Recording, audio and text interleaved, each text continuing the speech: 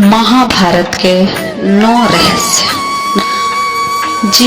जीवन की योजनाओं से भरा जीवन के किसी भी क्षेत्र में बेहतर रणनीति आपके जीवन को सफल बना सकती है। और यदि कोई योजना या रणनीति नहीं है तो समझो जीवन एक अराजक भविष्य में चला जाएगा जिसके सफल होने की कोई गारंटी नहीं है। भगवान श्री कृष्ण के पास पांडवों को बचाने का कोई मास्टर प्लान नहीं होता तो पांडवों को कोई औकात नहीं थी कि वो कौरवों से किसी भी मामले में जीत जाते। नंबर 2, संगत और पंगत हो अच्छी।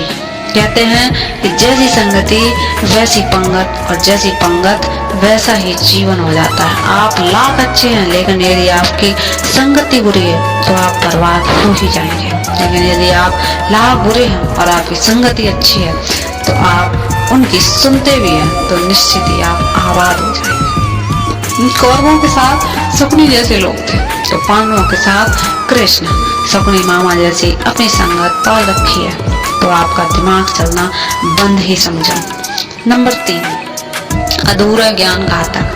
कहते हैं कि अधूरा ज्ञान सबसे ज्यादा खतरनाक होता है। इस बात का उदाहरण है अभिमन्यु बहुत ही वीर और बहादुर योद्धा था लेकिन उसकी मृत्यु जिस परिस्थिति में हुई उसके बारे में सभी जानते हैं। मुसीबत के समय यह अधूरा ज्ञान किसी भी काम का नहीं रहता है। आप अपने ज्ञान को पारंगत बनाएं। किसी एक विषय में तो दक्षता हासिल होनी ही चाहिए।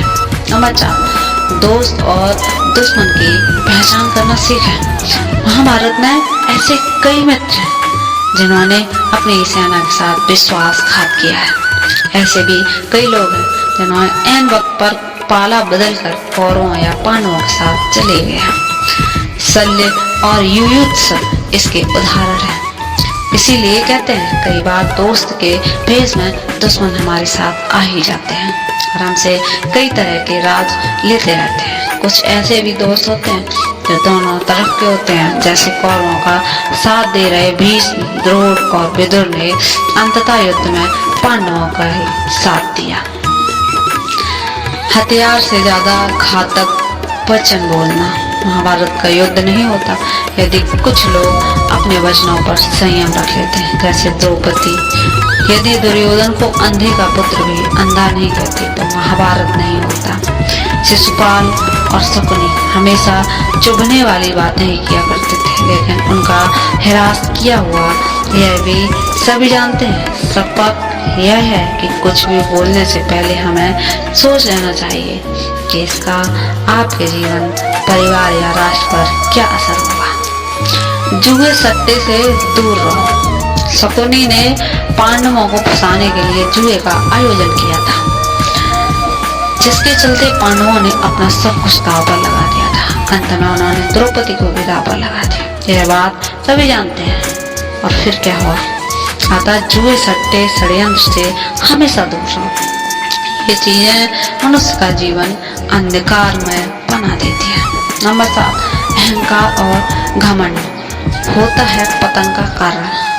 अपनी अच्छी स्थिति, बैंक बैलेंस, संपदा, सुंदर रूप और विद्या का कभी अहंकार मत कीजिए।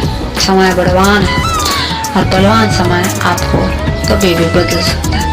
धनी ज्ञानी शक्तिशाली पांडवों ने वनवास भोगा और अति सुंदर द्रौपदी भी उनके साथ वनों में भटकती रही। समय के खेल निराले हैं। जयसंभा का जीवन भीष्म का कारण बर्बाद हो गया था। उसने शिखंडी के रूप में जन्म लेकर भीष्म में बदला लिया था। महाभारत में ऐसे कई उदाहरण हैं जिनसे यह प्रेरणा मिलती है घमंड को पतन का कारण बनने में देर नहीं लगती। नंबर 8, ज्ञान का हो सही क्रियान्वयन। शिष्य या पुत्र को ज्ञान देना माता पिता व गुरु का कर्तव्य है लेकिन सिर्फ ज्ञान से कुछ भी हासिल नहीं होता। बिना विवेक और सुबुद्धि के ज्ञान अकर्म या विनाश का कारण ही बनता है। इसलिए ज्ञान के साथ विवेक और अच्छे संस्कार भी बहुत जरूरी है।